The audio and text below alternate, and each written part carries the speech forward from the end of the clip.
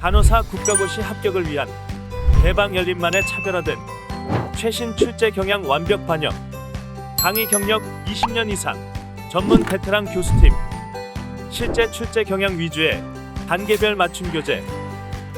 대방열림과 함께한다면 합격할 수 있습니다. 유사상호를 주의하세요. 대방열림. 안녕하세요. 네. 자, 간호사 국가고시 대비 성인 간호학을 맡고 있는 오정아입니다. 여러분들 성인 간호학 하면 제일 먼저 떠오르는 생각은 어렵다. 그다음에 시험 문제도 왜 이렇게 많냐. 그쵸? 그 다음에 또 하나 받는 질문이 공부를 어떻게 해야 될지 모르겠다. 뭐 이런 질문들을 참 많이 합니다. 그래서 여러분들이 아마 다른 과목들 중에서도 성인 간호학 공부를 조금 어렵게, 그렇죠? 힘든 과목이라고 생각하시기도 하고요. 그 다음에 아마 그 꽈락하는 과목 중에 성인 간호학이 제법 또 많이 들어가 있죠. 그때 출제 연도의 성향에 따라서 다르긴 하지만 성인 간호학 꽈락하시는 분들도 제법 있어요. 그런데 성인 간호학은 일단 문제가 많은 게 어려울 수도 있지만 장점일 수도 있거든요. 좀 많이 틀려도 평균 점수는 넘어가는 거죠. 그리고 성인은 다른 과목하고도 같이 연결들이 많이 됩니다. 그래서 성인 간호학하고 가장 공통점이 많은 것들이 기본 간호학, 그 다음에 감염관리 이런 부분들은 간호관리학, 그 다음에 모성, 아송 이런 과목들하고도 겹치는 부분들이 좀 있기 때문에 성인 간호학에서 뭐 기본 다지기를 해놓으면 다른 과목 공부할 때도 굉장히 많은 도움을 받으실 수도 있습니다. 자, 성인 간호학은 4시간으로 조정을 했어요. 도저히 3시간 곱하기 6주? 여러분, 학교에서 성인 간호학을 몇 년 공부했는데, 그쵸? 그래서 24시간으로 일단 1시간을 더 세팅을 해서 일단은 24시간으로 맞춰서 여러분들한테 진행을 할 예정이고요.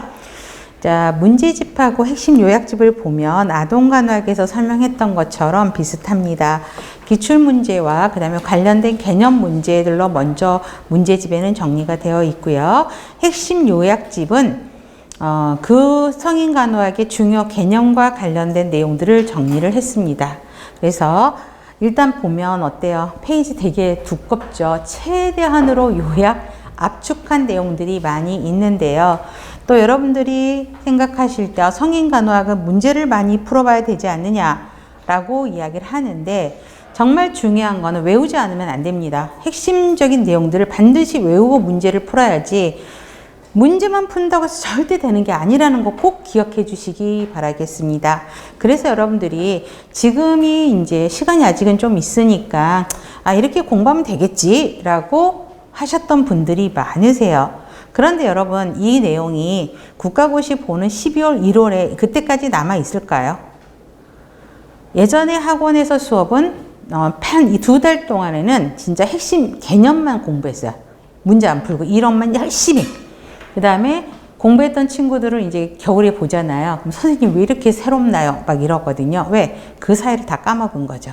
그래서 지금은 여러분들이 기본 개념, 그렇죠? 생각보다 문제가 그렇게 성인은 많이 이렇게 해놓지는 않았습니다. 왜? 그거 하다 보면 핵심 요약을 못 해요. 그렇죠? 그래서 요약을 기본으로 하고 그 다음에 관련된 문제는 간단하게 풀어보는 형태로 진행을 할 것입니다. 자, 질문 있으신 분들은 네이버 카페에 질문을 올리셔도 되고요. 인강에 참여하시는 분들은 학원 홈페이지에 질문방에 글을 올려주시면 빠른 시간 안에 댓글을 달려고 노력을 하겠습니다. 자, 복습이 중요하죠. 그래서 여러 번 반복해서 읽고 요약은 해드렸으니까 여러분들이 시간 나는 대로, 그렇죠? 정리를 해서 자꾸 보고 하고, 그 다음에 현재 재학 중인 친구들은 어때요? 2학기 들어가면 모의고사 굉장히 많이 보죠. 국시 대비 모의고사들을 막 진행을 할 겁니다. 그러면 여러분들이 공부를 하면 한 만큼 그 점수가 올라가는 거를 여러분들이 바로 느끼실 수 있습니다. 그래서 여러분들의 마음가짐이 굉장히 중요하고 수동적인 것보다는 적극적으로 참여해 주시는 게 여러분들한테 많은 도움이 될 것 같아요. 자, 그러면 시작을 해 보겠습니다. 자, 일단 챕터 1의 면역 신체 손상이죠.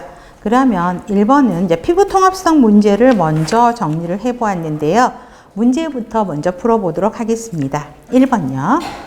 여기 문제에서는 알레르기와 관련된 검사를 물어보는 거죠. 자, 피부계 진단 검사를 봐보세요. 도말은 KOH, 염화칼륨이죠. 그 다음에 챙크 도말, 옴 검사가 있죠. 그래서 염화칼륨 검사는 진균율을 파악하는 검사고요. 챙크 도말은 수포성 장애. 그럼 여기서 말하는 수포성 장애라는 건 뭘 말하냐면 대상포진 같은 거를 이야기합니다. 그 다음에 옴이죠. 옴을 확인하는 게 옴 검사 어렵지 않죠. 우드 램프예요. 자, 자외선을 반사시키는 수은 램프를 쪼여서 확인하는 방법이고요. 그래서 감염, 진균 감염. 첩포는 첫 번째 땡 별표. 접촉할 때 부딪히면 알레르기를 유발하는 물질을 확인하는 거죠. 그래서 접촉하면 알레르기, 접촉성 알레르기 피부염을 진단할 때 좋은 게 첩포 검사라고 이야기를 합니다. 자, 그 다음에 생검하는 방법들이 있게 되죠. 그러면 1번을 보세요. 알레르기 유발 확인, 또 접촉성 알레르기 피부염 진단 시 하는 검사, 바로 쉽게 나올 수 있죠. 답은 첩포 검사라고 볼 수 있습니다. 자, 그 다음에 2번 보세요. 2번 문제를 보면 성인은 예전과 지금 성인의 문제 특성을 보면 그 질환에 대한 특성 증상들을 문제를 해놓고, 그쵸? 거기에 대한 간호중재를 찾으라고 하는 문제들이 많죠. 대표적으로 나오는 게 정의, 그다음에 증상, 중재들을 물어보는 문제들을 볼 수 있습니다. 자, 그러면 2번에 왼쪽 옆구리에 통증이 있는데 중요한 핵심 단어가 뭐죠? 수포가 있는 발진이 띠로 일렬로 생겨요. 뭐예요? 대상포진 같은 경우들이 신경을 따라서 쭉 띠가 만들어지면서 그쪽 부분으로 통증이 생기는 게 대상포진이죠. 자, 일단 대상포진이에요. 그러면 자, 요약집 보세요. 자, 대상포진의 정의를 보면 원인은 기억을 하셔야 됩니다. 별표. 바리셀라 조스터 바이러스 잠복기의 수두가 잠복되어 있다가 면역이 떨어지면 재발하는 거거든요. 그래서 이거는 꼭 기억을 하셔야 됩니다. 바리셀라 조스터 바이러스. 그래서 대상포진의 원인균이 무엇인가는 항상 나오는 문제라는 거죠. 기억하시고, 그 다음에 50세 이후 이런 거보다 수두가 잠복하고 있다가 면역이 떨어지면 생기는 거예요. 그렇기 때문에 면역 기능 저하, 이거는 좀 외우실 필요가 있죠. 증상. 자, 신경절을 따라요. 그러니까 아까 붉은 발진이 생기는데 그게 띠 모양을 이루면서 신경절을 따라 쭉 생기는 거거든요. 그래서 첫 번째 땡 별표. 신경절 기억하시고, 양쪽에 생기는 게 아니에요. 한쪽으로만 생겨요. 그래서 일측성, 수포성 발진. 빨갛게 생기면서 통증을 유발하는 거죠. 근데 그 통증은 여러분 심하다는 건 아시죠? 물론 통증을 겪는 분들에 따라서 틀리긴 하는데, 저희 집에 있는 남편도 대상포진에 걸렸거든요. 근데 이 사람은 그냥 넘어가더라고요. 참을만 하다. 근데 저희 가족 중에 또 다른 분이 대상포진에 걸렸는데 거의 아파갖고요. 병원에 입원하시는 분도 있었거든요. 그렇기 때문에 통증이 그냥 심하다 정도만 알고 계시면 되고요. 염증이 아까 한쪽에만 생긴다고 그랬죠. 수포도. 그래서 일측성, 이게 항상 시험 문제. 그 다음에 뭐 신경을 따라 띠 모양 꼭 기억을 하셔야 되겠죠. 자, 그래서 바이러스 검사를 해야 되겠죠. 그래서 챙크 도말 검사, 바이러스 도말 검사. 자, 치료 및 간호 중재는 머스트로 갑니다. 자, 염증이에요. 그럼 여러분, 항염제가 뭐죠? 스테로이드죠. 코르티코스테로이드가 항염제죠. 그러니까 기본으로 항염제가 투여가 되겠구나. 그 다음에 원인균이 바이러스죠. 조스터 바이러스죠. 그렇기 때문에 약은 항바이러스 제제, 항생제가 아닌 항바이러스 제제들이 투여가 돼야 되겠죠. 그래서 사이클로비어가 투여가 돼야 되고요. 되게 가렵고 아프죠. 가려우면 어때요? 항히스타민제가 투여가 되었죠. 히스타민이 분비가 되다 보니까 되게 가려워요. 항히스타민제가 투여가 되고요. 아프니까, 심한 통증이니까 진통제가 투여되겠죠. 그 다음에 수포가 잡혀. 그렇기 때문에 수렴성 수포를 해야 된다라고 보시고, 전염 예방을 해야 되겠죠. 그래서 손 씻기 이 정도만 외우셔도 될 것 같아요. 이 정도만 외워도 어떤 분이 그러세요. 이 정도가 아니라 다 외워야 되고 다 형광펜이래. 그쵸? 그치만 가장 핵심들 최소한 요약하는 게 이 정도니까 여러분들이 보시면 되고요. 이 내용을 문제랑 연결을 시켜볼게요. 그러면 2번 문제는 대상포진을 물어보는 거다라는 정도는 바로 아셔야 되고, 그 핵심들이 심하다, 통증 심하다, 수포가 있는데 띠처럼 일렬로 생긴다? 그럼 신경절을 따라서 얘가 발생하는구나. 이런 질환이 뭐지? 대상포진이구나 라고 보셔야 되고요. 1번 양측성 수포가 아니죠. 일측성, 한쪽에만 보인다 그랬죠? 양측성을 일측성으로 바꾸고 일측성 수포성 발전과 통증이죠. 그 다음에 스테로이드를 복용하는 건 맞아요. 근데 장기간이 아니라는 거죠. 여러분, 장기간 스테로이드를 복용하면 무슨 단점이 있죠? 무슨 단점? 염증이 있는 거를 얘가 숨기죠. 그쵸? 그렇기 때문에 항염 효과를 은폐해버리죠. 오랫동안 써버려. 염증이 있는데도 약을 계속 쓰다 보니까 염증을 덮어버려요. 그렇죠? 그런 문제점이 발생하기 때문에 스테로이드를 복용한다는 건 맞는데, 그쵸? 장기간은 아니라는 거. 장기간 이 말 들어서 틀린 거고, 원인은 바르셀라 조스터 바이러스다. 맞죠? 그 다음에 증상을 완화하기에 항생제에 틀린 거죠. 항바이러스 제제가 투여가 돼야 되고요. 발진 부위의 원수포가 아니라 아까 수렴성 수포라 그랬죠? 그쵸? 그래서 틀린 거죠. 또 여러분, 가려워요. 가려운데 온수포 하게 되면 안 되는 거죠. 가려울 때는 가려운데 온수포를 하면 더 가려워요. 그죠? 그때는 차가운 거, 미지근한 거 이런 대우로 해주고, 지금처럼 요약집에 있는 것처럼 수렴성 수포를 제공한다. 이렇게 바꾸셔야 답이 되는 거죠. 그래서 답은 3번. 근데 하나하나가 다 문제가 답이 될 수 있으니까 꼼꼼해서 보시면 되고요. 자, 3번 보세요. 자, 대상포진이라고 이미 문제가 들었어. 그럼 여기서 문제에서 키포인트는 뭐지? 왼쪽이라는 거야. 그쵸? 왼쪽에 대상포진이야. 그럼 여기도 똑같은 말 나오죠. 장기간 스테로이드를 복용해라. 틀린 거죠? 어떻게 고쳐야 돼요? 단기간 스테로이드를 복용합시다. 치료를 위해 항생제를 투여할 거예요? 틀린 거죠? 항바이러스 제제를 투여할 거예요. 감기 걸린 남편과는 접촉하지 마세요. 왜냐하면 대상포진이 면역이 떨어진 사람들에게 더 나타난다는 거기 때문에 감기 걸린 사람하고는 접촉하면 안 좋겠죠. 답은 3번이고요. 수포가 오른쪽 허리에도 나타날 거래요. 얘는 틀린 거지. 왜요? 왼쪽에 포진이 생겼잖아. 일측성이란 말이에요. 그러니까 왼쪽이 계속 생기는 거죠. 오른쪽으로 얘가 전이가 되고 전파되지는 않는다라는 거죠. 수포는 터트리고 건조시켜 말려야 돼요? 아니죠. 그래서 답은 3번이 되는 겁니다. 자, 4번. 피부에게 가장 흔하게 발생하는 암이 뭐죠? 그냥 피부암이죠. 편편산비세포암. 자, 피부암을 이야기하고 있습니다. 자, 그러면 요약집 볼게요. 피부암을 이야기하는데 말 그대로 피부에 생기는 암이야. 그러면 위험 요인에서 가장 많은 게 뭐냐면 자외선의 노출이 핵심 단어예요. 햇볕에 너무 많이 노출된다는 거. 보세요. 야외에서 일하는 직원 햇빛에 많이 노출되겠죠. 그렇죠? 요즘같이 뜨거운 날에 하는 거는 어렵죠. 그래서 자외선의 노출은 기억을 하셔야 되겠습니다. 자, 편편사피세포암이 그래도 피부암에서 가장 많은 상피세포의 암이 생긴다는 거죠. 그렇기 때문에 태양빛이 강하게 쪼였을 때 외피에서 생기는 암이 피부암이라는 거죠. 자, 그래서 뭐 얼굴, 입술, 손 이런 거는 신경 안 써도 돼요. 일단 햇빛에 노출이 많이 된다는 걸 기억을 하셔야 되겠고, 그러면 예방을 하려면 어떻게 해야 될까요, 여러분? 햇빛에 쪼이는 걸 피해야 되겠죠. 오랫동안 뭐 강한 자외선을 받는다 이런 거.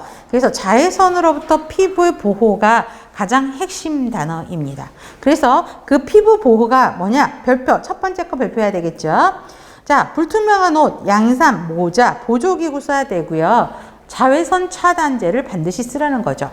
요즘 날씨 같은 경우도 보면 자외선이 되게 뜨겁잖아요. 그렇죠? 보시면 됩니다. 자, 피부 병변 예방에서 영양을 잘 섭취해라, 자가검진해라 이런 거는 그냥 흐름으로 한 번 읽고 끝 하셔도 되는데, 자외선에 노출된다, 자외선으로부터 피부 보호, 편편사피세포암이 많다 요 정도는 기억을 하셔야 됩니다. 그럼 4번 보세요. 편편사피세포암에 걸릴 위험이 가장 높은 사람 4번. 프로골퍼 선수들은 무조건 햇빛에 나가서 골프 치는 거잖아요. 그렇기 때문에 건강하게 새까만 그을린 피부들이 많이 있잖아요. 노출되기 쉽죠. 4번입니다. 자, 5번입니다. 자, 5번은 욕창 문제와 관련되어 있고요. 먼저 요약집. 자, 아무래도 욕창은 어떤 환자한테 많이 생기죠? 베드리든 환자, 누워있는 와상 환자들한테 욕창들이 많이 생기죠. 또 특히 뼈가 돌출되어 있는 사람들한테 많이 생기는데, 자, 욕창이 1, 2, 3, 4단계 구별, 이거는 기본으로 갖고 갑니다. 머스트입니다. 자, 욕창은요, 기본 간호학에서 굉장히 자세하게 다룰 겁니다. 여기는 정의만 일단 보죠. 1단계는 피부 손상 없어요. 그냥 홍발, 좀 빨개져 있는 거. 2단계는 중요한 건 뭐예요? 수포가 잡힌다는 거죠. 3단계는 표피, 진피를 다 입는 손상이 있으면서 근막 이하 침범은 없다라는 거. 4단계는 거기까지도 건이나 관절낭까지도 침범하는 4단계입니다. 그래서 시험 문제는요, 가장 기본적인 이 욕창의 기본 문제는 상황을 딱 풀어놓고 몇 단계냐. 그 다음 문제는 이 단계에 따른 치료 방법이 뭐냐? 기본에서 보시면 또 그거에 대한 드레싱은 어떻게 해야 되느냐? 이렇게 나가는 거거든요. 자, 그럼 5번 볼게요. 80세 여성 환자니까 표피가 얇은 노인이에요. 욕창 생기기 더 쉽죠.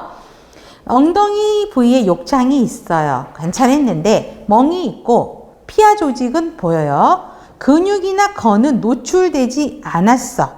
자, 그러면 몇 단계? 근육이나 건에 노출되면 4단계죠. 그쵸? 근데 근육이나 건에 노출은 되지 않았어. 그러면 뭐지? 3단계요. 그래서 봐보세요. 상처가 멍 있어. 그러면 표피죠. 피하 조직까지 육안으로 관찰이 돼요. 멍이 있으면서. 그러니까 표피, 진피까지 손상이 된 상태고, 그렇지만 근육이나 건은 노출되지 않았기에 근육이나 건으로 노출되면 4단계라 그랬죠. 근데 거기에는 안 갔어. 그러니까 3단계로 답을 유추할 수 있다라는 것입니다. 답은 3번입니다. 그 다음에 6번 문제부터는 화상입니다. 자, 1 요약집. 화상의 병태 생리는 여러 가지로 나타나게 되는데 제일 중요한 거는 수분과 전해질의 이동, 이 부분은 머스트로 갑니다. 자, 일단 화상을 입으면 혈관이 수축하고 그 부분이 이완을 하죠. 그러다 보니까 모세혈관 투과성이 증가가 됩니다. 그러다 보니까 그쪽으로 몰리죠. 투과성이 높아지니까 뭐죠? 수포가 잡히고 부종이 일어나게 됩니다. 그래서 저혈량성 쇼크, 핍뇨가 발생을 하게 됩니다. 또 우리가 세포가 파괴된다 그래요. 그러면 세포 안에는 이게 세포예요. 자, 세포 아니야. 세포에는 어떤 전해질이 많이 있죠? 세포 안에. 세포 안은 K가 많이 있고요. 세포 바깥에는 나트륨이 많이 있어요. 그쵸? 근데 세포가 손상이 되네? 그러면 K가 밖으로 빠져나와. 얘가 세포 손상이 됐으니까. 그럼 밖에 있던 NA가 안으로 들어가기 쉽겠죠. 그러면 화상을 입고 피부 손상이 일었어. 그럼 K가 어떻게 돼? 얘가 세포고 얘가 혈중이라고 생각을 해요. 그러면 K가 다 빠져나오니까 K는 떨어지는 저칼륨 혈중. 그 다음에 밖에는 혈관에는 나트륨이 많았는데 세포가 파괴가 돼서 이 나트륨이 이리로 다 들어가면 세포 안으로 들어가 버린단 말이야. 그러면 나트륨은 떨어지게 되죠. 응? 자, 그래서 여기도 보세요. 아니다. K가 이쪽으로 빠져나오니까 K가 있는데 여기도 상대적으로 제가 잠깐. 자, 여기가 K가 있는데 이쪽으로 빠져나오니까 이쪽으로는 K가 많이 나오니까 K가 올라가는 거죠. 그렇죠? 여기 있던 K가 이쪽으로 합류가 되니까. 그렇죠? 그다음에 여기 있는 나트륨이 이 안으로 들어가니까 여기는 나트륨이 떨어지게 되는 거고. 그렇죠? 가지고 있는 것보다. 그래서 화상을 입고 피부 손상이 있게 되면 자, 여기서 고칼륨 혈중 동그라미. 그 다음에 세포 내로 나트륨이 들어가니까 저나트륨 혈증. 그래서 고칼륨 혈증, 저나트륨 혈증, 이걸 기억해야 되겠죠. 다음, 손상 후 처음 12시간 이내에 가장 흔히 일어나는 게 수분하고 전해질들이 막 이동이 돼. 피부 손상이 일어나서. 그래서 하루 반 정도 지속이 됩니다. 또 하나, 마지막 땡 별표. 좁은 3도 화상보다 넓은 2도가 더 위험한 이유가 화상 범위가 훨씬 넓다라는 거야. 자, 심하지는 3도가 더 심한 거죠. 화상 깊이가. 그렇지만 부위가 2도면서 넓게 펼쳐져 있기 때문에 피부에 지금처럼 수분 전해질 이동이 많이 일어나기 때문에 2도 화상이 더 위험하다고요. 환자한테는. 넓은 2도 화상. 아셨죠? 그 다음에 체액이 수분과 전해질이 이동했어. 그래서 아까 24에서 36시간 빠르게 일어나다가 그 시간이 지나면 손상이 입으면 아까 모세혈관 투과성이 증가가 된다 그랬죠. 다시 얘가 정상으로 돌아옵니다. 그래서 다시 소변량 증가되는 거고 심장 기능도 변화하게 되고 그다음에 질식제, 연기, 열로 인한 호흡기 손상이요. 자, 그래서 이 네 번째 또 별표. 자, 호흡기 손상이 있기 때문에 폐부전, 호흡부전 일어나게 되죠. 점막 부종에 있어서 상기도 폐쇄도 가능하고요. 그 다음에 호흡기 손상을 의미하는 증상에서 이건 읽어보면 전부 호흡기 쪽으로 뭔가 열을 받아갖고 이런 쪽으로 손상이 있으면 이러한 증상이 나타나겠구나 라는 걸 보실 수 있겠죠. 다행히 피부 통합성 변화 일어나게 되고 면역 기능 떨어지게 되고 그 다음에 또 하나 쿨렌 얼서죠. 위장관 미란 별표하세요. 자, 스트레스를 많이 받게 되죠. 피부가 화상을 입게 되면. 그래서 자, 점액 생산도 감소되고 스트레스에 대한 반응으로 위액 분비는 증가하게 되죠. 그렇죠? 그 다음에 저혈당성 쇼크도 나타날 수 있기 때문에 그런 문제로 위장관계 문제가 발생하게 됩니다. 그래서 위장관계로 가는 혈액 공급들이 잘 일어나지 않기 때문에 쿨링 얼서, 위장관 미란이 발생하게 됩니다. 그래서 화상이 있을 때 쿨링 얼서 있다라는 걸 조금 기억을 해 놓으실 필요가 있습니다. 그 다음에 화상의 법칙, 구분의 법칙은 들어보셨을 겁니다. 자, 머리와 목, 몸통, 머리, 목은 9%, 몸통 앞은 18%, 몸통 뒤도 18%, 상지 각각 9예요. 그 다음에 하지는 각각 18%, 회음부는 1%를 해서 화상 범위를 축적하게 됩니다. 그 다음에 화상의 깊이는 부분 화상과 전신 화상 나눠지는데 1도. 자, 표피 손상 없어요. 창백한 정도. 통증 있어요. 2도는 물집이 잡히게 되죠. 그 다음에 통증 심하고 3도는 손상들이 다 오면서 무통, 감각을 느끼지 못하죠. 너무 심하면 통증을 느끼지 못하는 문제들이 발생을 합니다. 자, 그러면 그 다음에 치료 및 간호중재를 보면 자, 이 순서로 이루어지죠. 병원 이송 전 응급처치, 그 다음에 응급처치하고 응급기를 거치고 그 다음 급성기, 재활기 이렇게 되어지는데 자, 응급처치 봐보세요. 화상 부위가 있으면 제일 먼저 따뜻한 찬물에 담그게 되죠. 그렇죠? 일단 시원한 물에다 담근 다음에 그 이유는 통증 완화, 그 다음에 아까 모세혈관 투과성이 증가가 되면서 부종이 생긴다 그랬죠. 그걸 막기 위해서 찬물에 담궈야 되고 그 다음에 얼음 적용 시에 갑작스러운 혈관 수축되고 심한 체액 이동이 되기 때문에 얼음물에는 담지 말라라는 거죠. 그래서 여러분들이 가장 우리가 부엌에서 여자들 부엌하다가 화상 많이 입잖아요. 그럼 제일 먼저 해야 될 게 찬물에 갖다 먼저 데시는 게 제일 좋습니다. 그 다음에 나머지는 그냥 보셔도 되고 호흡기 손상이 있게 되면 어때요? 기도 유지부터 먼저 하시는 건 우선순위인 거죠. 그 다음에 응급기 보세요. 첫 번째 땡별표 기도와 호흡을 적절하게 유지하는 게 가장 중요합니다. 그런 다음에 이제 수액 공급하고 화상 부위가 어떤지 이런 것도 확인을 해야 되고요. 화상으로 인한 쇼크가 발생하게 되죠. 왜요? 수분 전해질 방 이동이 있다 보니까 저혈량 속 쇼크 아까 발생한다 그랬죠. 거기에 대한 치료들이 이루어져야 되죠. 대표적인 게 뭐예요? 수액 치료 등이 이루어져야 돼요. IV요법들이 이루어져야 되고 통증 관리해야 되고 그다음에 화상 부위를 높게 해요, 낮게 해요. 화상 부위를 심장보다 높게 한다. 별표 하셔야 되죠. 그 다음에 급성기죠. 감염, 피부 손상이 있기 때문에 감염 예방, 그 다음에 적절한 영양 유지, 기도 개방 해주셔야 되고요.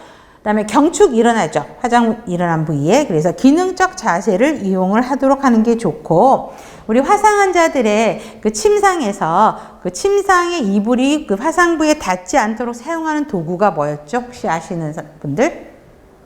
크레들, 그쵸? 이거는 또 기본에서도 나올 건데, 크레들을 사용해서 화상 부위에 환자 입을 옷들이 직접적으로 닿지 않도록 크레들을 사용해서 피부들을 보호하셔야 되는 거죠. 자, 청결 유지해야 되고, 그 다음에 변연 절제술이 뭐죠? 죽은 조직 긁어내는 거. 죽은 조직이나 괴사 조직이 있으면 긁어내는 변연 절제술 드레싱을 통해서 해야 된다라고 보시면 되겠고요. 재활기요. 자, 경축 예방이 가장 우선은 아니지만 경축 예방을 위해서 해야 되는 게 체위 유지해야 되죠. 그 다음에 부목으로 교정하고, 운동하고 조기 이상하고, 치료적 체위를 또 만들어야 되죠. 자, 반자위를 취하거나 머리를 댄 채로 장시간 침상 안정하는 거는 경축의 원인이 되기 때문에 하지 말라는 거. 부목 고정해야 되고요. 관절 가동 운동해야 되고, 독립성 증진, 반응이 생기지 않도록 해야 된다라는 정도로 여러분들이 정리하시면 될 것 같습니다. 자, 그럼 6번 볼게요. 화상 범위 계상하는 라인 구애 법칙을 이야기합니다. 자, 그러면 보세요. 얼굴과 목이네. 그러면 몇 프로죠? 9. 그다음에 양쪽 팔이야. 그러니까 한쪽 팔이 아까 상지가 각각 9%라고 그랬죠. 근데 양쪽 팔이야. 그러니까 얘는 18. 근데 다리 하나가 18이었죠. 그쵸? 근데 얘는 양쪽 팔과 다리니까 양쪽 다리니까 36인 거지. 18 더하기 18. 이해돼요? 그래서 함흥은 얼마야? 63%가 되는 거예요. 답은 그래서 5번이 되는 겁니다. 자, 그 다음에 7번. 자, 목과 가슴 부위의 이도 화상이에요. 자, 그러면 여기서 핵심 단어는 물론 이도기도 하지만 중요한 게 뭐야? 목하고 가슴이야. 그쵸? 그랬을 때 우선적으로 내릴 수 있는 진단. 2번이죠. 기도 확보가 먼저라고요. 그렇기 때문에 목이니까 어때요? 점막이 부어오를 거 아니에요. 점막 부종과 의한 기도 유지 불능. 왜냐하면 목하고 가슴에 화상을 입었을 경우는 가장 먼저 기도에 이 열이 침범했을 가능성이 높기 때문에 기도 확보가 가장 우선적으로 돼야 되는 겁니다. 그렇기 때문에 관련된 간호진단은 2번이 되겠습니다. 자, 8번.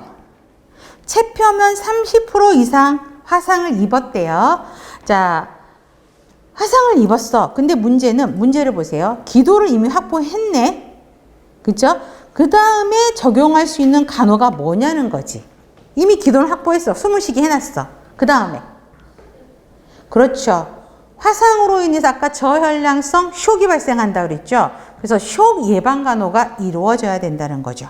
그래서 특히 일반적으로는 체표면 15% 이상 화상이 발생하면 바로 IV부터 들어가야 되거든요. 그런데 30% 이상이기 때문에 일단 기도 먼저 확보한 다음에 그 다음은 바로 수액 공급이에요. 그래서 처방된 수액과 전해질 용액을 투여하셔야 되죠. 답은 5번. 자, 4번입니다. 자, 4번은요. 먼저 요약집부터 보세요. 파크랜드 공식을 이용을 합니다. 자, 환자의 체중으로 계산을 하는데 아직 파크랜드 이거는 극시의 기출 문제는 아닌데 나올 가능성도 굉장히 높거든요. 자, 보시면 계산 방법이에요. 자, 화상 후 첫 24시간 동안 수액 보충량은 4cc예요. 그래서 우리가 하트만 용액이라고 써 있잖아요. 자, 하트만 용액은 보통 우리가 영어로 하면 어떤 용액이죠? 락테이트 링거 솔루션이라고 이야기하죠. 자, 그런 경우에는 자, 단백질이 세포 내로 막 빠져 들어오게 됩니다. 부종 생기면서. 자, 그래서 이제 추가적인 부종이 계속 피부가 손상이 되면 단백질이 빠져나와요. 그래서 추가적인 손상이 있기 때문에 하트만 솔루션이 들어가게 되는데, 자, 하트만 용액 곱하기 체중 곱하기 화상을 입은 총 체표 면적이라 그래서 아까 몇 퍼센트 25% 30% 나오잖아요. 그거를 곱하면 됩니다. 그래서 첫 8시간은 총량의 2분의 1. 그 다음에 이 24시간을 3개로 나눈 거죠. 그래서 첫 번째 단계는 2분의 1. 그 다음에는 총량의 4분의 1, 4분의 1 이렇게 들어가서 수액 계산을 하게 되는 겁니다. 예를 봐보세요. 50% 화상을 입은 70kg 환자야. 그러면 아까 하트만 용액이 총 수액 보충량이 4cc라고 그랬잖아요. 그렇죠? 그러니까 4 곱하기 70kg니까 70 곱하기 50% 화상을 입었대. 그러면 14,000이 나오거든요. 그럼 1008시간은 얼마의 수익을 공급을 해줘야 돼? 14,000의 2분의 1을 줘야 되니까 7000cc가 8시간 동안 들어가야 되겠죠. 그럼 시간당 8시간에 7,000이 들어가야 되니까 시간당 875cc 세팅해갖고 들어가야 된다는 이야기예요. 그 다음 8시간이 지나서 그 다음 16시간까지는 총량의 4분의 1 그러니까 3,500cc가 들어가서 시간당 436cc가 세팅해서 들어가야 되고 그 다음도 총량의 4분의 1이니까 3,500cc 시간당 436cc가 들어가야 된다는 계산이 이루어집니다. 자, 그러면 9번을 볼게요. 체중이 60kg고 화상 범위가 40%예요. 파크랜드에 의한 수액 종류 첫 주입 속도 핵심이. 그러면 락테이트 링거 솔루션 하트만 용액이죠. 그렇죠? 이거가 답이고. 그 다음에 계산을 해보세요. 그럼 어떻게 해야 될까? 아까 들어가는 용량이 수액 보충량이 4cc라 그랬죠. 그렇죠? 4cc 곱하기 체중은 60. 그렇죠? 그 다음에 곱하기 40%잖아요. 그렇죠? 그러면 이거에 대한 계산이 어떻게 되냐면 9,600cc가 나오네요. 그러면 지금 문제가 뭐예요? 첫 주입 속도를 물어보는 거야. 그럼 총 주입량의 몇 분의 1? 2분의 1이죠. 그렇죠? 그러니까 얼마지? 9,600 해서 나누기 2 해야 되겠지. 요거에 2. 그러면 계산이 얼마지? 4,800이죠. 이거 계산하면. 그죠? 8시간 안에 4,800cc가 들어가야 돼. 8시간 동안. 그죠? 그러면 이거는 시간당 얼마야?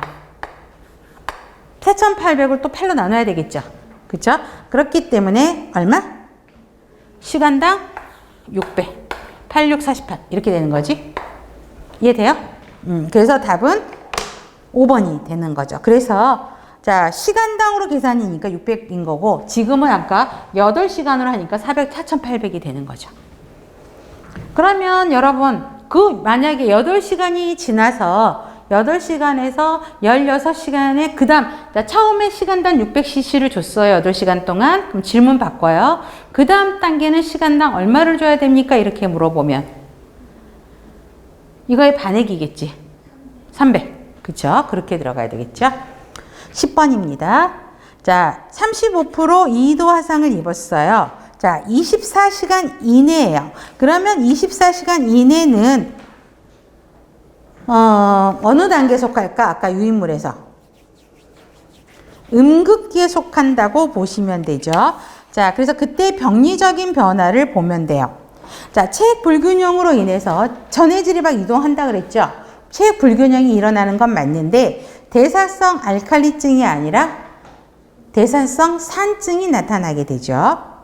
그 다음에 혈장 내 단백질과 NA가 간질강으로 이동돼서 부종이 발생하게 되죠. 왜? 화상을 입어서 전해질 이동이 일어나니까 세포 손상으로 빠져나오면서 부종, 쇼크가 발생한다고 설명이 됐습니다. 답은 2번이고요. 조직 손상과 신장에서 K배설 증가로 자, 어떻게 된다 그랬죠? 고칼륨 혈증이 일어난다 그랬었죠.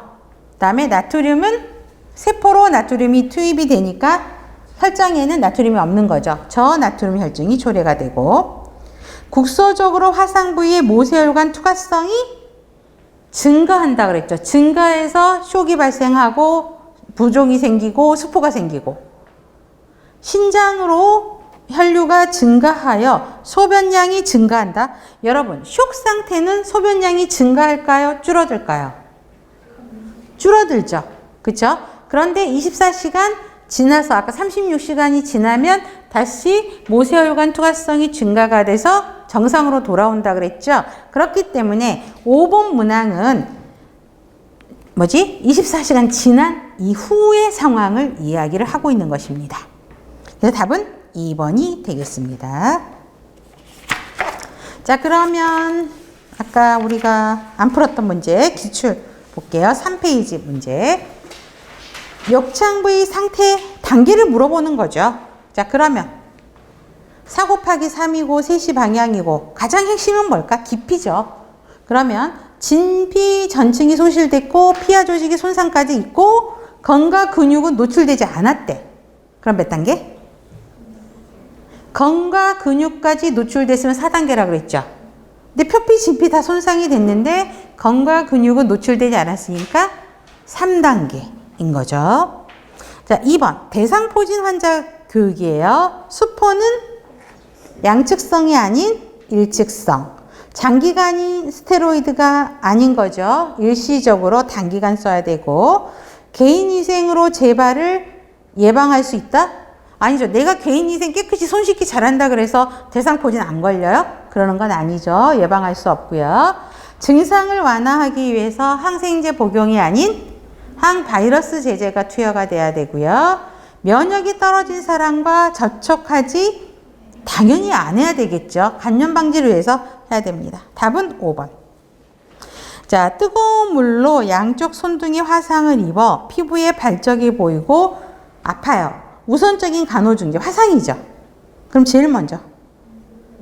그렇죠. 냉스포 적용이죠. 자, 뜨거운 물에 열 화상인 거잖아. 그럼 얘는 몇 도 화상이지? 발적만 보이고 통증이 있대. 약간의 통증. 1도 화상이야. 그렇기 때문에 응급처치는 제일 먼저 찬물에 담그라고 그랬죠. 그래서 냉스포 적용 이게 맞습니다.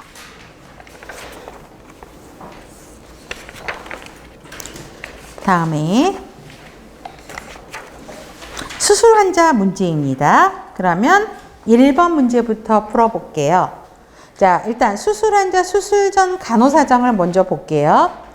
자, 수술 후에 봐야 될 것들은 숨쉬기부터 봐야 되겠죠. 호흡기계 감염. 수술 환자 전이니까 호흡기계랑 심맥 관계, 간 기능 이런 걸 확인을 해야 되는데 특히 여러분 뭐 수술 전 검사 등을 통해서 뭐 CBC나 엑스레이나 심전도 다 찍어보잖아요. 중요한 건 심맥 관계예요. 심전도 찍어보지만 세 번째 땡. 혈액 응고에 영향 있는 약물이나 건강식품 섭취 여부를 확인해야 되죠. 특히 아스피린 같은 거 복용하면 출혈 가능성이 굉장히 높죠. 그래서 심장에 질환이 있어서 아스피린을 복용하고 있는 환자가 수술을 하게 되면 출혈 가능성이 더 높아지잖아요. 그렇기 때문에 수술하기 뭐 일주일 전부터 3일 전부터 아스피린 복용 중단해라 이런 말들이 있을 겁니다. 그래서 아스피린, 와파린, 헤파린, 플라빅스, 생강, 은행 등 먹는 건데 대표적인 게 아스피린, 와파린, 헤파린 이게 무슨 약이죠? 항응고제죠. 그렇기 때문에 항응고제를 복용하고 있는 환자는 약을 중단을 하라고 미리 사정을 하게 됩니다. 그래서 보시면 되죠. 그래서 환자분들이 보통 가지고 있는 약들 처방전 갖고 오세요 그러잖아요. 의사들이. 그럼 그 처방전을 보고 이 약은 수술 며칠 전부터 먹지 마세요 라고 티칭을 하게 되죠. 이게 실제 기출문제로도 나왔었죠. 그 다음에 환자 상태에 뭐 질환이라든가 감염 증상 있는지 다 봐야 된다라는 거 그냥 흐름으로 보셔도 됩니다. 자, 1번 문제에서 보세요. 가장 핵심이 뭐냐면 위를 절제했어요. 가스트렉토미를 했고요. 그 다음에 바이탈을 했더니 맥박이 110회야. 그러면 빠른 거죠. 그쵸? 100개까지 노말로 보면 빠른 거고 혈압은 80에서 60이니까 혈압 떨어져 있죠. 저혈압이죠. 우선적으로 확인하는 게 뭐냐고요?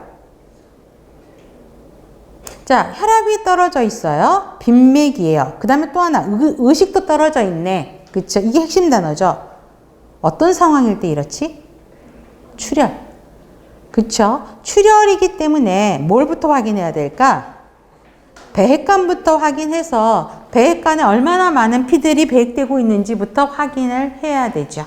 그쵸? 답은 5번입니다. 그래서 그런 문제들의 핵심 단어를 보면서 출혈로 인한 저혈당성 쇼크 증세구나 라고 판단을 해야 돼요. 그럼 출혈을 확인할 수 있는 게 뭐야? 배액관부터 확인을 해야 되는 거죠. 답은 5번입니다. 자, 2번은 척수 마취를 이야기합니다. 자, 요약집. 자, 척수에 마취를 해서 자극을 줄이는 거죠. 자, 천자 부위 요추 L34 이거는 기억을 해야 되고요. 자, 마취 반응 보세요. 투약 후면 1, 2분 내에 효과가 시작돼서 그쵸? 감각이 떨어지는 거죠. 자, 합병증 및 간호 별표 많이 하세요. 합병증 및 간호의 별표 많이. 자, 척수 마취는 시험 문제는요. 이 합병증이 시험 문제 나옵니다. 그래서 저혈압이요. 자, 일단 저혈압이 생기면 에페드린, 에피네프린 투여해야 되고요. 그 다음에 호흡마비도 올 수 있습니다. 그 다음에 모든 약의 부작용은 오심부터죠. 제가 학교 수업도 하는데 학생들한테 그래요. 무슨 약의 부작용을 물어볼 때, 자, 얘들아, 오심굿도 빼고 부작용을 이야기해봐. 그러면 얘들이 아무 말도 못하죠. 그렇기 때문에 오심굿도는 대부분 들어간다 보고요. 그 다음에 저혈압은 꼭 기억을 해야 돼요. 저혈압 불표. 그 다음에 두통 꼭 기억해야 돼요. 아까 척수 마취를 하게 되면 내 척수액이 빠져나오게 되는 문제가 발생합니다. 그래서 내 척수액 출혈 증상, 유출 증상으로 두통이 나타나게 돼요. 그래서 헤드액을 굉장히 많이 호소합니다. 두통 별표. 자, 그럴 때 두통이 없게 하려면 어떻게 해야 된다고? 베개 없이 머리 반듯하게 하고 누워 있으라고요. 그쵸? 그 다음에 수분 권장하게 되고, 하반신 감각마비가 있게 되죠. 마취해서 풀리면 다 돌아오는 건데, 그래서 꼭 기억해야 될 게 뭐다? 저혈압, 호흡마비, 두통. 그 다음에 척수 마취했을 때 두통이 생겼을 때 자세 꼭 기억을 하셔야 됩니다. 이거는 계속 반복할 거예요. 그러면 2번 보세요. 무릎 수술이 중요한 게 아니야. 척수 마취야. 그러면 부작용. 저혈압이죠. 그렇죠? 그 다음 호흡수 증가가 아닌 감소. 무릎이니까 하반신 감각마비겠지? 상반신이 아니고. 그렇죠? 이렇게 봐야 되겠죠. 답은 3번. 3번. 척추 마취를 했어. 간호중재를 물어봅니다. 두통 예방하기 위해서 반자이 아니라 그랬죠? 베개 없는 앙와이. 수술이 끝나면 기침과 조기 이상을 격려한다. 자, 핵심은 척수 마취예요. 2번은 척수 마취가 아니지. 2번은 어떤 마취? 전신 마취죠. 전신 마취를 했을 때 기침, 조기 이상 해야 되죠. 그러면 그다음 3번. 혈압이 떨어지면 트렌델렌버그 포지션을 취하기보다는 혈압이 떨어지면 바로 에피네프린 투여해야 되고요. 마취해서 완전히 회복되기 전까지 하반신 감각마비가 있을 거를 설명해 주셔야 되겠죠. 척수 아래쪽으로 마비가 있을 거다. 호흡 마비를 예방하기 위해서 마취 초기에 머리를 평평하게 하는 게 아니라 마취 초기에 머리를 아까 어떻게 한다 그랬죠? 약간 올린다 그랬죠? 상승시켜야 됩니다. 그래서 답은 4번. 4번. 4번이 맞고요. 그 다음에 여기도 4번 보세요. 대장 절제술 했어. 자, 피부가 창백하다. 혈압이 떨어져 있네. 맥박이 빈맥이네. 호흡수 빨라졌어. 해모박에서 100cc나 나왔대. 붉은색. 그러면 출혈이죠. 출혈로 인해서 쇼크 온 거죠. 그쵸? 자, 그러면 우선적인 중재. 다리부터 올려야지. 다리를 올려서 의사에게 다리부터 올려놓고 의사한테 노티파이 하고요. 자, 1번 보세요. 이 사람 SpO2가 떨어지거나 그런 건 없죠. 의식이 떨어졌다 그런 말 있어요? 없죠. 그러니까 우선 중재는 아니라는 거. 그렇기 때문에 이 말을 하기보다는 어떻게 해야 돼? 환자의 호흡을 먼저 보고, 호흡 양상이 26회긴 하지만 산소 포화도가 나와 있는 게 아니죠. 저산소증이 있고 창백하다 없죠. 우선순위가 아니라는 거지. 그럼 이걸 하려면 어떻게? 만약에 호흡에 문제가 생겨. 그러면 호흡 양상을 먼저 보고 그 다음에 ABJ부터 먼저 해야지. 그쵸? 그렇게 들어가야 고쳐야 되고요. 자, 기침을 하지 않도록 한다? 해야 되죠. 우리 전신 수술하고 나면 하는 게 뭐지? 기침, 심호흡, 조기 이상이죠. 기침, 심호흡 하는 이야기가 뭘 예방하기 위해서 하는 거지? 무기폐. 그쵸? 그래서 무기폐를 예방하기 위해서는 기침, 심호흡 해야 되죠. 그 다음에 와파린을 투여해요. 아까 수술 전 준비사항이 와파린은 항응고제죠. 그렇기 때문에 와파린을 투여하면 출혈이 있는데 와파린을 넣어버리면 출혈이 더 심해질 수 있죠. 응고가 안 된다고. 더 출혈이 심해질 수 있기 때문에 와파린 투여하면 안 됩니다. 하지 운동을 시행해요. 자, 수술 후 2시간인데 수술 후 2시간에 이렇게 바이탈 흔들리고 출혈하고 있으면 안정을 해야 되겠죠. 운동보다는. 그래서 가장 우선적인 중재는 2번이죠. 그 다음에 근데 왜 다리를 거상시키고 하라 그럴까? 왜 이게 우선적인 중재가 될까? 뭘 유지하기 위해서? 출혈이기 때문에 혈압 떨어져 있죠, 지금. 혈압이 지금 얼마로 떨어져 있죠? 85에서 40. 그쵸? 그러니까 저혈압이기 때문에 이 혈압부터 상승을 시켜야 되니까 머리로 가는 혈류 많이 올리도록 다리부터 올리라고요. 그래 놓고 의사한테 빨리 보고해서 거기에 따른 치료가 이루어져야 된다는 것입니다. 자, 그래서 보시면 되겠고. 그 다음에 유인물에 한번 보세요. 유인물이란 자꾸 유인물 아니고 요약집. 4번을 보시면 아까는 우리가 척수마취였잖아요. 이번에는 전신마취 수술 환자 간호예요. 의식 수준 확인, 기도 개방해야 되고요. 바이탈, 산소 포화도, 구개 반사 포함, 뭐 이런 거 다 확인해야 되겠죠. 그 다음에 혈압조와 빈맥일 때는 출혈을 반드시 의심해야 되겠죠. 그래서 수술부위 배액관 확인이라는 게 지금 아까 문제에서 나왔었던 거고, 자의, 반주하에 호흡 편하게 해야 되겠죠. 그 다음에 심호흡 기침은 무기폐를 예방하기 위해서. 여러분 이거 무시하면 안 돼요. 시험 문제가 어떻게 나가냐면 혈압의 증상을 써놓고 혈압조와 빈맥 써놓고 뭘 의심하냐 이렇게 나가고, 또 전신마취 환자한테 심호흡과 기침을 하라고 하는 이유가 무엇이냐? 또 이것도 문제고, 그쵸? 왜 조기 이상을 하라 그러냐? 다 문제거든요. 또 조기 이상을 하고 죄송해요. 조기 이상을 하는 이유를 뭐냐? 그러면 혈전선 정배경을 예방하기 위함이다. 이런 게 다 문제와 답이 될 수 있는 거거든요. 그래서 기억을 하셔야 되겠고, 탄력 스타킹 착용해야 되죠. 언제 착용하죠? 잠잘 내내 착용해요? 아침에 일어나서 착용해요?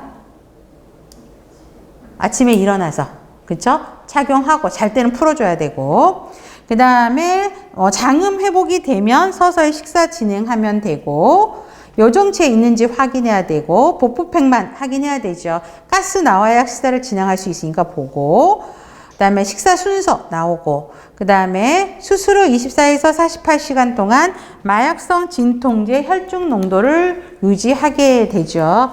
그래서 많이 쓰고 있는 게 뭐죠? 마약성 진통제의 혈중 농도를 유지하기 위해서 쓰는 거. PCA.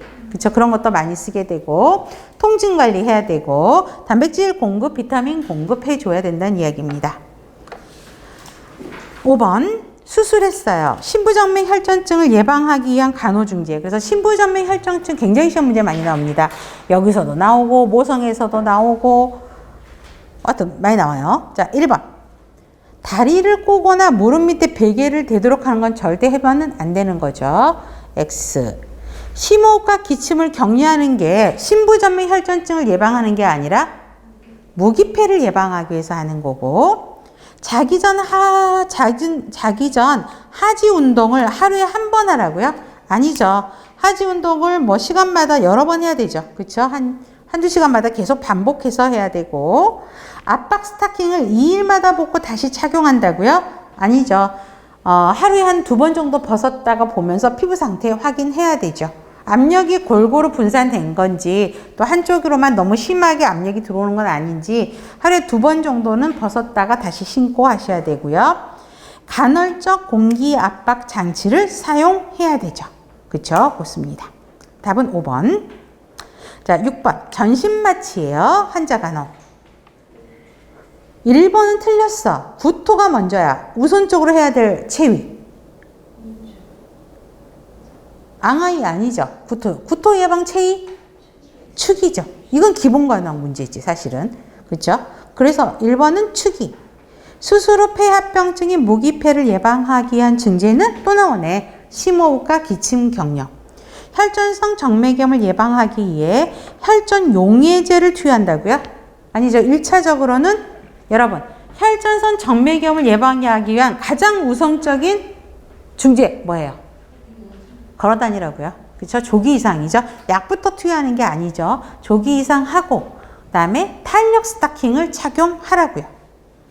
그다음에 수술 후 진통제는 가급적 적게 투여해서 빠른 회복을 돕는다.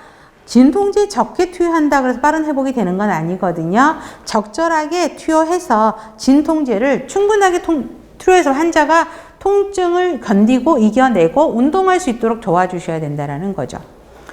수술 다음 날부터 유동식을 제공한다. 서서히 일반식, 연식 일반식, 다음 날부터 여러분 전신 마취했어요. 그러면 가스아웃이 돼야 되지.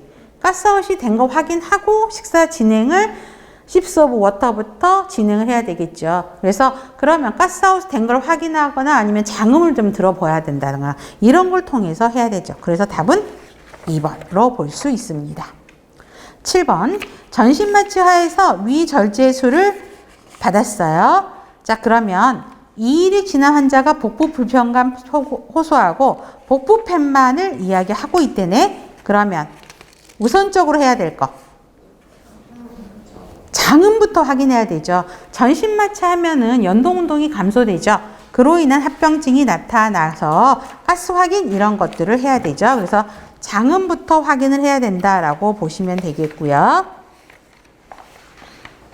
자, 그러면 다시 기출 문제로 가서 6페이지. 수술 환자 문제 기출. 1번. 위암 수술 환자의 출혈 위험을 줄이기 위해서 수술 전에 투약 중단을 고려해야 되는 약물. 1번이죠. 플라빅스. 그렇죠? 얘는 혈소판 제제거든요. 그렇기 때문에 출혈 위험이 있기 때문에 반드시 플라빅스를 복용하고 있는 환자는 이걸 중단을 하고 수술을 들어와야 되죠. 프로세마이드는 무슨 약이지, 우리? 그거는 알고 있어야지. 이건 기본으로 성인에서. 프로세마이드 상품명. 라식스. 그럼 무슨 약? 이뇨제. 그쵸? 오메프라졸. 산분비 억제, 위산분비 억제제. 프로프라놀롤. 이거 어느 질환에서 제일 많이 들었을 텐데, 프로프라놀롤? 고혈압. 고혈압, 협심증, 부정맥 치료제예요. 압을 줄이는 거지. 고혈압, 협심증, 부정맥 치료제. 아세토아미노펜은 다 알죠? 뭐지? 해열 진통제. 자, 여러분, 아미노펜에 소염제 들어있어요? 소염, 염증을 줄여주는 거? 없어요. 그쵸? 타이레놀이잖아요. 타이레놀은 해열, 열 떨어뜨리고 통증만 조절해 주는 거지 염증을 줄여주지는 않는다고. 아셨죠? 그래서 해열 진통제. 답은 1번. 2번. 똑같네. 똑같은 문제를 제가 문제를 막 바꾸고 옮기면서 패턴을 이번에 좀 바꿨거든요. 기출문제를 앞으로 하다 보니까 2번은 지금 똑같은 문제죠. 아까 7번 문제랑 거의 똑같죠. 예, 똑같은 문제예요. 그래서 답은 2번인 거죠. 장음부터 확인을 하셔야 되는 거죠. 네, 수고하셨고요. 잠깐만 쉬었다가 다음 거 진행하도록 하겠습니다.